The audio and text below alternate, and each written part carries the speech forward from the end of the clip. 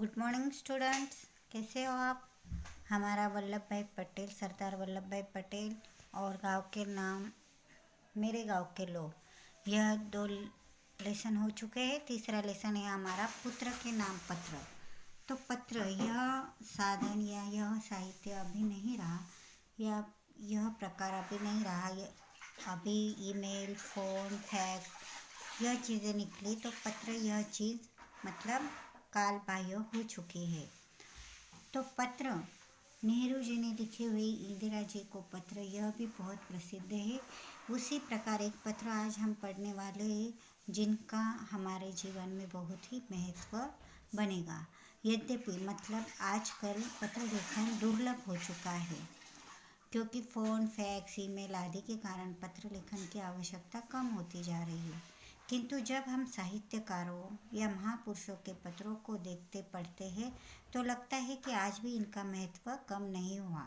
जो आत्मीयता पत्रों में झलकती है, वह आधुनिक तकनीकी अर्थात टेक्नोलॉजी में नहीं मिलती। कुछ ऐसे पत्र हैं जो ज़िंदगी की राह पर चलना हमें सिखाते हैं। उनसे हमें प्रेरणा मिलती है, मोटिवेशन मिलता है, आशीर्वचन, संदेश मिलता है। आज भी यह विधा हमें प्रभावित करती है। तो आइए हम जिंदगी से जुड़ा यह पत्र पढ़ते हैं। तो देखो, पत्र में सबसे पहले ऊपर एड्रेस होता है 90 माजरा डबास, दिल्ली 81 7 फरवरी, और यहाँ पर साल यहाँ पर डाला जाता है। और यह मतलब XX मतलब यहाँ पर हम तारीख बदल सकते हैं।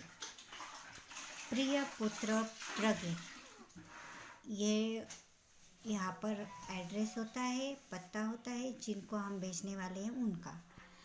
यह पत्र एक पिता ने अपने पुत्र को लिखा है। पुत्र के नाम पत्र।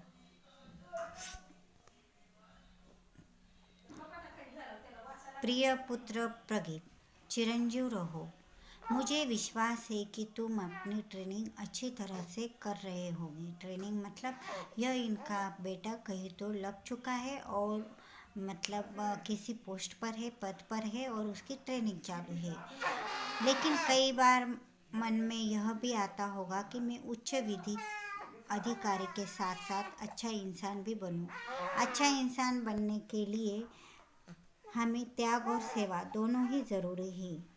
अच्छा इंसान के लिए हाँ, हमें यह गुण होने चाहिए, त्याग और सेवा करने का। लेकिन यह हम तभी कर सकते हैं जब हमें शारीरिक बल, बुद्धि और आत्मबल होगा। शारीरिक बल मतलब हमारा शरीर तंदुरुस्त हो। शरीर के साथ साथ हमारी बुद्धि भी तंदुरुस्त होनी चाहिए, और हमारा आत्मबल ज़्यादा होना चाहिए।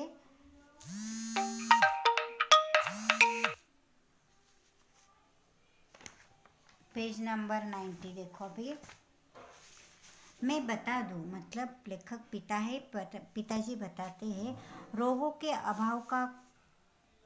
अभाव का नाम स्वास्थ्य नहीं है, बल्कि स्वस्थ वह है जो शारीरिक बुद्धि से सजग, बौद्धिक रूप से सतर्क, सावधान और भावात्मक रूप से सबसे जुड़ सके। मैं तुम्हें यह इसलिए कह रहा हूँ कि क्योंकि तुम इन्हें अमल में ला सकते हो। प्रत्येक इंसान को कुछ नियमों का पालन करना चाहिए, जिससे वह अपने जीवन में प्रसन्न रह सके।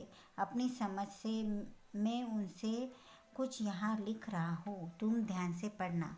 हम भोजन सिर्फ भूख मिटाने के लिए करें, पेट भरने के लिए नहीं। जब भूख लगे तभी खाना चाहिए। बिना भूख के खाए तो वो हजम नहीं होता और शरीर को तकलीफ होती है। इसलिए पेट भरने के लिए नहीं, तो भूख मिटाने के लिए हम सब ने भोजन करना चाहिए। प्रत्येक व्यक्ति को प्रतिदिन कम से कम आधा घंटा व्यायाम करना ज़रूरी है। जिस दिन व्यायाम नहीं, उस दिन भोजन नहीं, ऐसा हमें संकल्प करना चाहिए और उस पर अमल करना चाहिए। हम प्रतिदिन प्रातःकाल कम से कम 10 लंबे श्वास लें और हर श्वास को 5 सेकंड तक रोक कर रखें। क्रोध और तनाव पर नियंत्रण रखें। क्रोध और तनाव जल्दी ही आना नहीं चाहिए हमें, और आया तो भी उस पर नियंत्रण रखने का गुण काबिलियत हम में होनी चाहिए। इसके लिए आवश्यक है कि जब भी हमें क्रोध आए उस स्थान को छोड़ दें, वहाँ से हम दूर जाए, बाहर निकल जाए, पेड़ पौधों की देखभाल शुरू करें। जो पेड़ पौधों के साथ दोस्ती करता है, उनसे बातें करता है, उन्हें क्रोध और तनाव कम आता है। तनाव मुक्ति का सर्वोत्तम उपाय है, कोई बात नहीं, हो जाएगा, ठीक हो जाएगा। जिस तरह हम 3 इडियट्स में देखा है ना, all is well, all is well, सब कुछ ठीक होगा, कोई बात नहीं, उस तरह यह कहना सीख ले। खूब खूब ठहाका मारकर दिन में एक बार ज़रूर हंसे, बिना किसी की शर्म लगा मतलब महसूस किए हुए कोई मुझे हंसेगा ऐसा कहकर कुछ भी नहीं।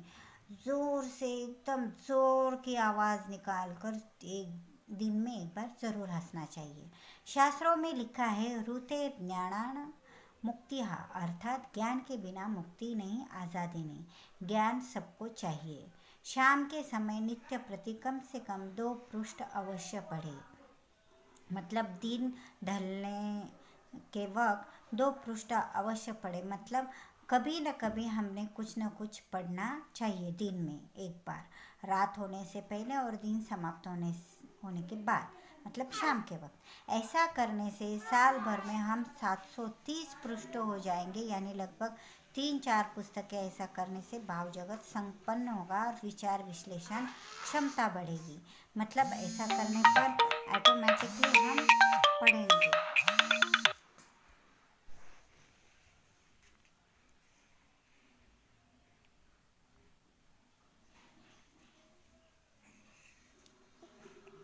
और जो हमने पढ़ा है उसे साथियों के साथ समझ लेना चाहिए। अगर हमको कुछ समझ में नहीं आया तो उसका चिंतन करना चाहिए, चर्चा करनी चाहिए, मनन भी करना चाहिए। कभी कभी लिखना भी शुरू करें जो कुछ भी मन में आए। मतलब हम कुछ राइटर नहीं, हम पोए मतलब कविता करने वाले कवि कवियत्री नहीं, फिर भी हमने कुछ ना कुछ लिखने का प्रयास तो करना ही चाहिए। उपयोगी बातों पर ध्यान देना चाहिए और उनका पालन भी करना चाहिए। कभी कभी भद्रजनों से गपशप करें।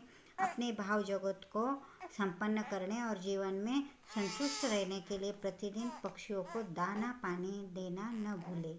जो पशु पक्षी है उन्हें हमने हमेशा दाना पानी देना चाहिए। यथा योग्य वस्त्र भोजन आदि का दान भी करें। दया भाव रखें, क्योंकि दया धर्म का मूल है और धर्म का रास्ता सुख की ओर जाता है। इसके अलावा सामाजिक कार्यों में पीछे न रहे।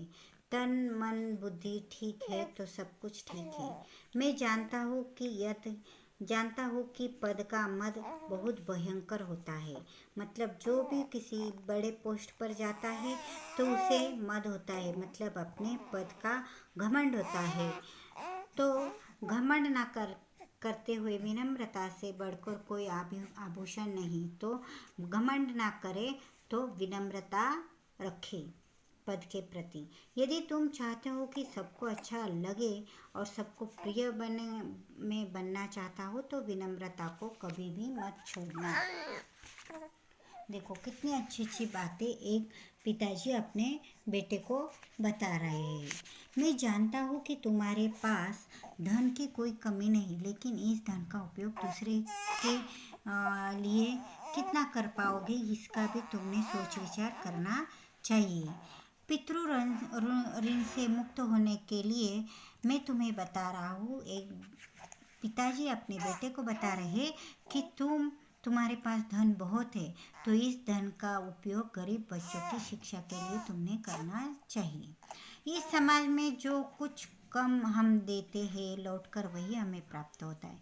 आज तक जिन जिन लोगों ने धन का उपयोग सत्कार्यों में किया है वे न केवल संतुष्ट और प्रसन्न रहे हैं, बल्कि उनकी ख्याति चारों ओर फैली है। मैं तुम्हें यह बात इसलिए बता रहा हूँ कि बुद्धिवान या ज्ञानवान तुम हो, बल्कि इसलिए बता रहा हूँ कि मैंने जीवन में बहुत गलतियाँ की है। तुम वैसी गलतियाँ न करो। विश्वास है कि तुम्हारी इन बातों पर चिंतन मनन करोगे और जीवन में इन्हें अपनाओगे। एक बार पुनश्च शुभाशीष, तुम्हारा पिता रामकरण डबास। इसका बुकवर और क्वेश्चन आंसर मैं सेंड करूँगी। Okay, take care, bye.